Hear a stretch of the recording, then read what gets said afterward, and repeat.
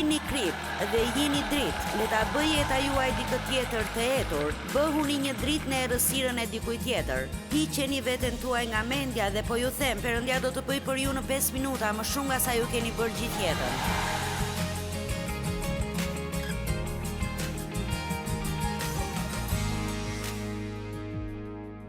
Unë jam shumë e gëzuar për këto gjëra që do të ndaj me ju sot. Jo nga që nuk i kam ndarë ndonjëherë më parë, sepse në fakt e kam bërë, por kam qenë duke u lutur që sot ju më në fund të më dëgjoni. Fakti që ne ulemi në një karrige dhe e dëgjojmë diçka nuk do të thotë se e kemi kuptuar. Kjo është arsyeja pse apostulli Paul tha nuk më shqetëson as pak fakti se duhet ju them të njëjtën gjë vazhdimisht. Sepse sinqerisht ne duhet ta dëgjojmë të njëjtën gjë vazhdimisht e vazhdimisht. Dhe ndonjëherë kur e dëgjojmë për të 25-ën herë, diçka kërcet dhe ne themi, "Oh!" Dhe duket sikur është diçka e re për ne. Por Perëndia tashmë na e ka thënë disa herë, tani. Do të filloj tek Mateu kapitulli 24, vargu 4. Dhe ka të bëj me shenjat e fundit të korave, që unë mendoj se ne të gjithë e dim ndoshta se jemi në ato korat, e di se çdo brez mendon se ai është, por një gjë është e sigurt, ne jemi shumë më pranë nga sa çdo brez tjetër më parë. Dhe të gjithë janë të interesuar se cila do t'jenë shenjat e fundit të korave.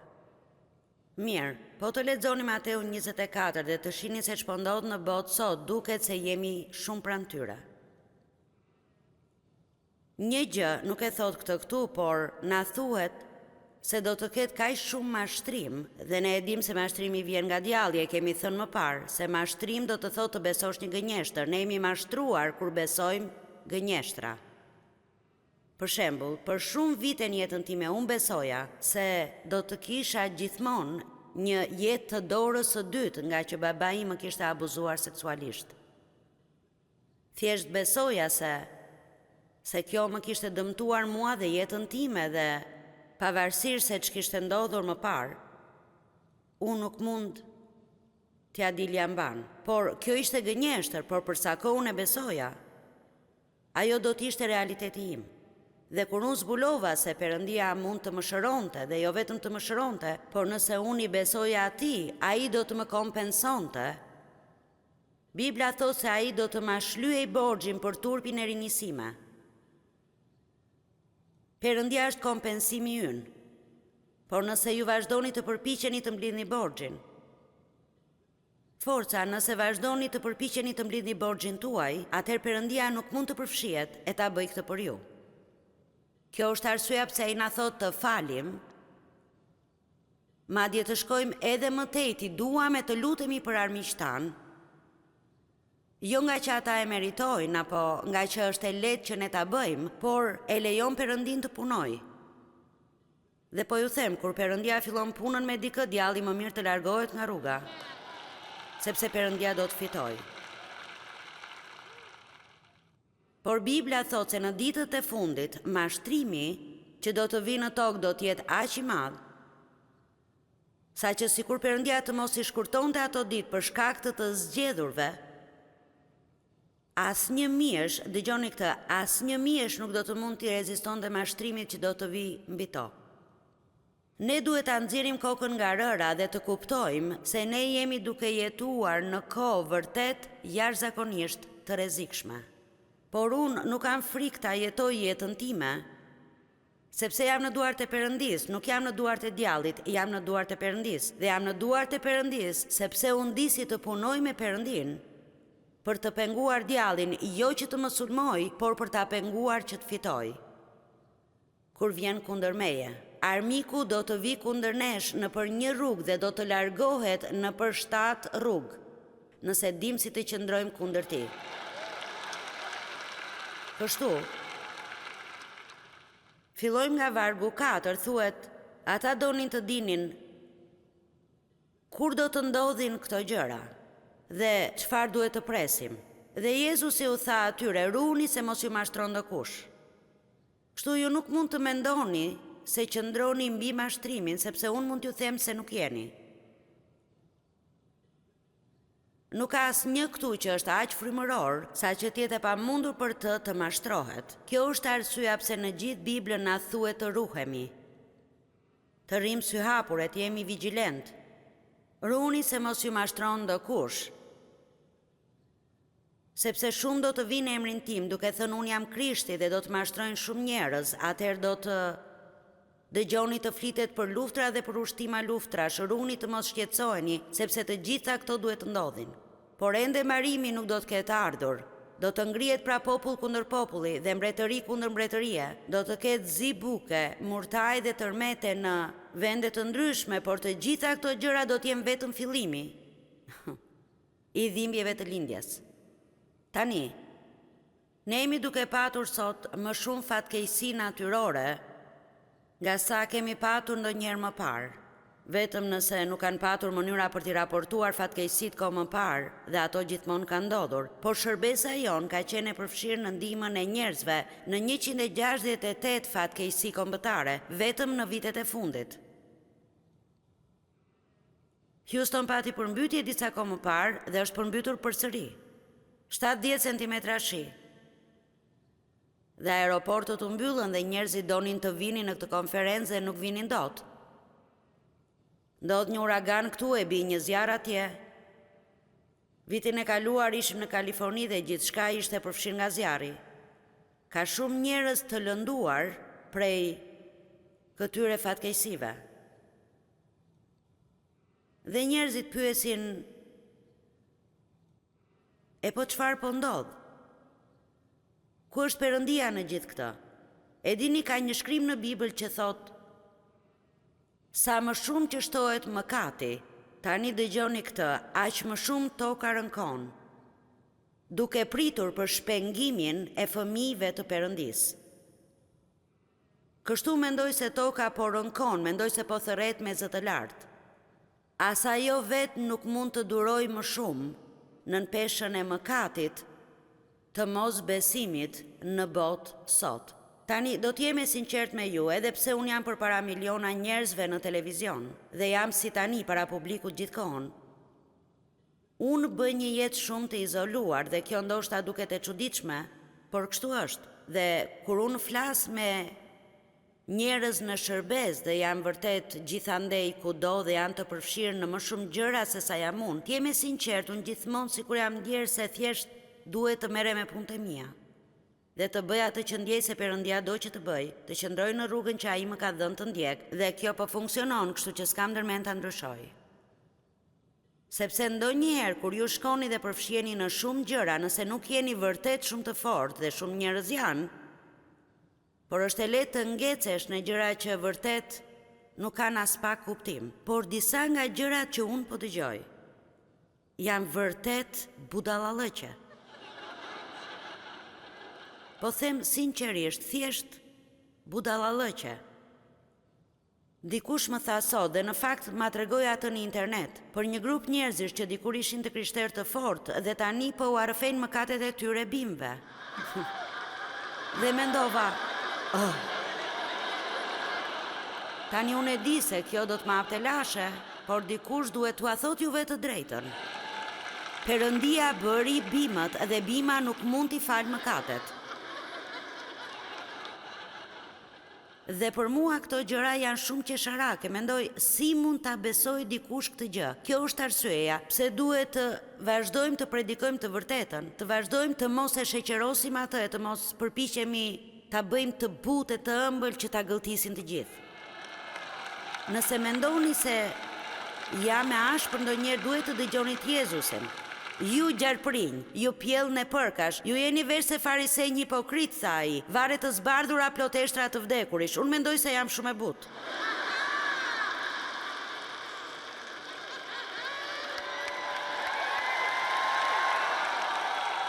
Dëgjoni, unë bëhem paksa protektive për reputacionin e Perëndisë. Ndonjëherë. Chris Kane dhe unë po bënim pazar një herë dhe ne përmendëm faktin që nuk ishim vendase dhe shitësja tha çfarë po bëni këtu dhe ne tham kemi një shërbes dhe do të bëjmë një konferencë dhe ajo tha dhe unë jam frymërore, me njëherë mua më ngritën antenat. Ti je frymërore? Ajo nuk tha se ishte krishter, por jam frymërore. Dhe kështu ne vazhduam të flisnim dhe pak. Ajo na ndërpreu bisedën me një fjalë të ndyrë. Dhe pastaj ajo tha, më vjen keq, por ajo tha, t'ju them të vërtetën, mendoj se edhe Perëndia shan. Në rregull tani. Unë nuk durova më, duhet të mbroja reputacionin e Perëndis. Unë u përkula mbi banak dhe i thash, Perëndia nuk shan kurrë. Dhe Chris Kane u përkul para meje më shumë dhe ajo tha, por ai do njerëzit që shajnë.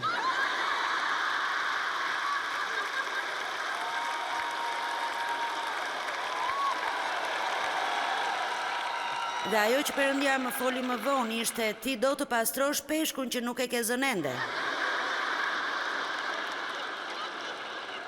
Ajo është një ungjillore në zemër dhe ajo donte që ajo vajzë të shpëtohej. Unë jam mësuese dhe jam pro pjekurisë frymërore dhe doja ta rregulloja atë me njëherë.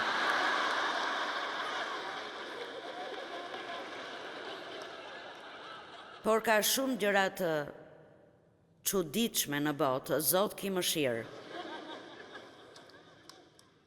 Jemi përsëri tek Mateu, atëherë do t'ju dorëzojnë në mundime dhe do t'ju vrasin. Dhe e dini të krishterët janë tani grupi më i përndjekur në të gjithë botën.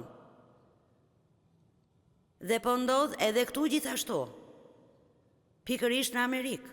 Ky vend u themelua që njerëzit të mund të kishin lirinë e besimit. Dhe tani çdo lloj besimi ka liri përveç të krishterëve. Dhe ne më mirë të luftojmë për të drejtat tona në mënyrën e duhur, jo në mënyrë të dhunshme, por të duhurën, ndryshe do t'ju mbasin. Atëherë do t'ju dorëzojnë në mundime dhe do t'ju vrasin dhe të gjithë kombet do t'ju urrejnë për shkak të emrit tim. Atëherë shumë do të skandalizohen, gjë që është duke ndodhur sot, do ta tradhtojnë, dëgjoni këtë, dhe do ta urrejnë njëri tjetrin. Dhe kjo është ajo që më shqetëson tani, ka kaq shumë zemërim. Ka urrejtje, dhe ka grindje, dhe ka gjykime, dhe ka kriticizëm, dhe ka thashetheme, dhe ka mosfalje, dhe ka hidhësi, dhe ka refuzim. Për shkak të tyre, kisha nuk ka më fuqi. Vajosja qëndron aty ku ka paqe dhe unitet. Dhe ne nuk kemi asgjë pa vajosjen e Perëndis, dhe disa nga ju ndoshta as nuk e din çfarë është kjo. Vajosja e Perëndis është shumë e çmuar, ajo është fuqia e tij dhe prania e tij në jetën e gjithëve ne. Dhe Bibla thot se nëse keni vajosje, ju s'keni nevojë për askënd që t'ju mësoj. Tani nuk e thot këtë për mësuesit si unë, kjo është një dhunti në trupin e Krishtit, por kjo do të thotë se nuk ka përse të keni dikë që t'ju tregoj se çfarë të bëni, sepse prania e Perëndis në jetën tuaj do t'ju tregoj nëse duhet të shkoni majtas apo djathtas apo të thoni po apo jo. Ju keni nevojë për vajosjen e Perëndis jo vetëm të predikoni, por edhe për fëmijët tuaj. Për në punë të vini në shtëpi pa u çmendur.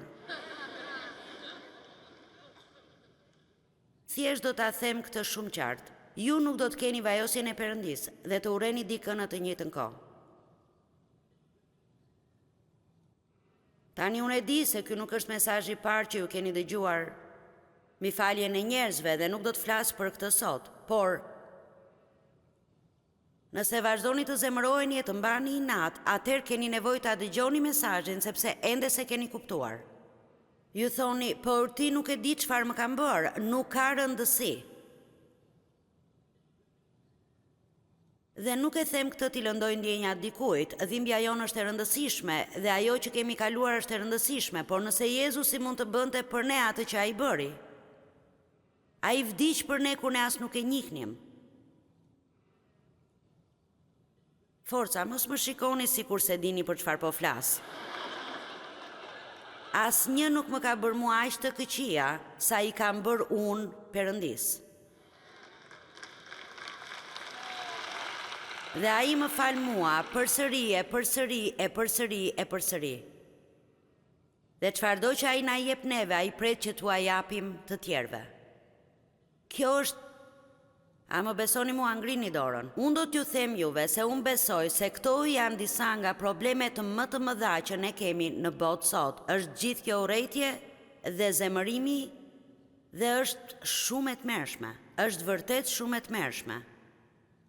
Njerëzit e urrejnë njëri tjetrin për shkak të ngjyrës së lëkurës, e urrejnë njëri tjetrin për shkak të kishës ku shkojnë, e urrejnë njëri tjetrin pa shkak, as nuk e dim pse. Po them njerëzit janë të zemëruar, mendoj se njerëzit janë të zemëruar për atë që ndodh në botë. Ata nuk dinë ç'të bëjnë për këtë dhe thjesht zemërohen me të tjerët. Dhe ju duhet i rezistoni kësaj, ju duhet të rini larg, ju duhet të ruheni nga kjo, sepse sa herë që juve ju lëndohen ndjenjat dhe jeni njerëz që ofendoheni, ju jeni duke luajtur në duart e djallit. Sa herë që e bëni këtë?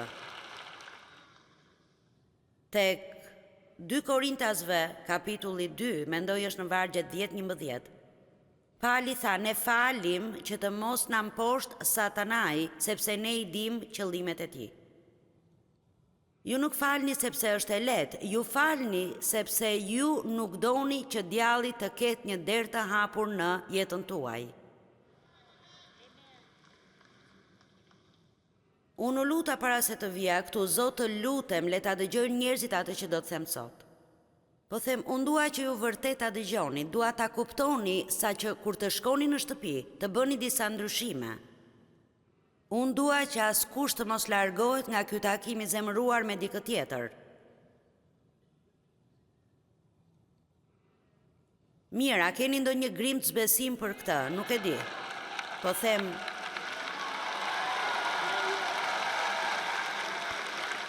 më vjen keq, por unë nuk mund t'ju jap juve vetëm kek me çokoladë sot. Nëse doni thjesht një lugë tjetër sheqer, shkoni diku tjetër. Ne do të ham mish me perime sot këtu.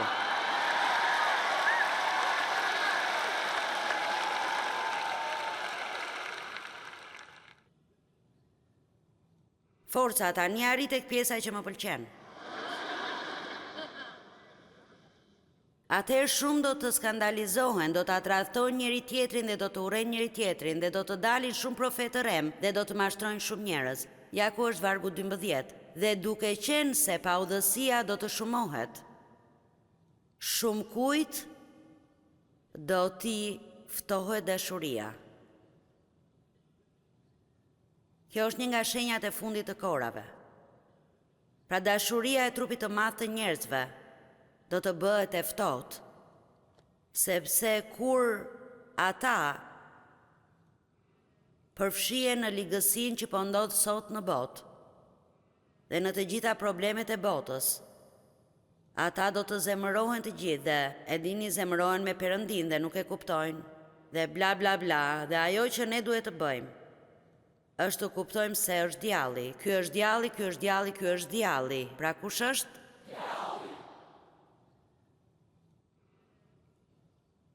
Ai është. Dhe kuptoni se dashuria është forma më e lartë e luftës frymërore. Tani, ju lutem kuptoni këtë, ne po flasim si ta mposhtim djallin, dhe unë dua t'ju them se ka vetëm një rrugë për ta mposhtur të ligën, dhe ajo rrugë është duke qenë të mirë, duke bërë mirë, duke dashur njerëzit, duke dhënë, duke ndihmuar, duke shërbyer. Po të nisem nga pamja që keni në fytyrë për të vendosur nëse e kuptuat apo jo, mendoj se kam punën pisk. Unë duhet të gjej dikë që ecën në një ritëm me mua dhe e dini, do të doja të hidhesha nga kjo platformë dhe të thosha ne duhet të ndryshojmë. Dhe ne duhet ta heqim veten ton nga mendja dhe të mos jemi qendra e universit ton. Çfarë thot Bibla për këtë? Nëse doni t'jeni dishepujt e mi dhe vini pas meje, duhet ta harroni veten tuaj, hiqeni mendjen nga vetja dhe gjithë interesat tuaja dhe merrni kryqin tuaj dhe më ndiqni. Ju thoni, e po çfarë do të ndodh me mua? Po ju them çfarë do të ndodh. Nëse e harroni veten tuaj dhe i shërbeni Perëndis duke u shërbyer njerëzve, Perëndia do të vijë nga dera e pasme dhe do të kujdeset për ju dhe do të jetë më shumë nga sa ju keni bërë ndonjëherë për veten tuaj. Provojeni këtë, unë thjesht po ju sfidoj të vini në provë Perëndin. Dhe shihni nëse ai s'mund të kujdeset për ju më mirë nga sa jeni kujdesur ju për veten. Forca, unë kam jetuar shumë gjatë. Shumë gjatë. Dhe unë po ju them se më parë jetoja një jetë egoiste dhe egocentriste. Nuk gëzova shumë kur zbulova besimin, sepse mendoja se mund ta përdorja për të marrë çdo gjë që doja. Dhe Perëndia tha tani që të mësova çfarë është besimi, ja se për çfarë dua ta përdorësh. Dhe nuk është që ti të marrësh gjithçka që do. Forca. Duket se gëzimi nuk vjen nga marrja e gjithçkaje që doni. Gëzimi vjen nga të dhënit dhe nga shërbimi dhe duke bërë diçka për të tjerët. Unë isha e palumtur dhe e palumtur dhe e palumtur. Nëse shërbesa ime rrite, do t'jem e lumtur dhe shërbesa u rrit dhe nuk isha e lumtur, isha e palumtur. Dhe më në fundi thash Perëndis, jam duke e bërë këtë punën e kishës prej 20 vitesh, pse jam ende e palumtur. Dhe ai mu përgjigj. Ai tha sepse je egoiste.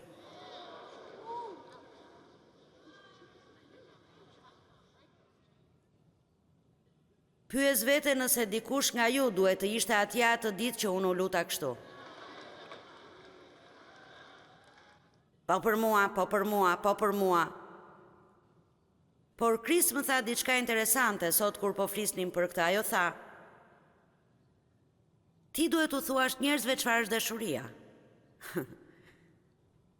Sepse dëgjoni, ne duam makulloren dhe e duam macen.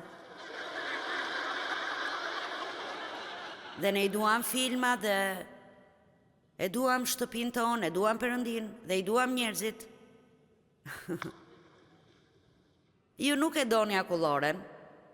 Mund ta pëlqeni atë, mund të pëlqeni shihen, por nuk e doni atë. Unë mendoj se ne duhet të kuptojmë se çfarë është dashuria. Dashuria është diçka të cilën mund ta shihni dhe ta ndjeni, dhe ajo mund t'ju prek, dhe ajo mund të prek njerëzit e tjerë, dhe ajo mund të ndryshojë jetë, ajo mund t'ju ndryshojë ju, dhe ajo mund të ndryshojë gjithashtu njerëzit që doni. Dhe po ju them, nëse jeni të krishterë, tashmë jeni të siguruar, do të shkoni në qiell. Vërtet, për sa i përket synimit dhe çdo qëllimi jeni punë e mbaruar. Emri juaj është në libër, vila juaj po ndërtohet atje. Dhe ju jeni këtu për një arsye, që është jo të përpiqeni të bëni veten tuaj të lumtur, por të lini dritën tuaj të shkëlqej. Forca.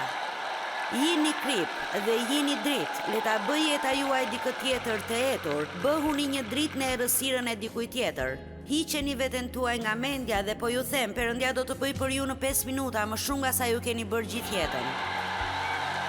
Dhe do t'jeni aq të lumtur sa do ta përmbani dot veten tuaj.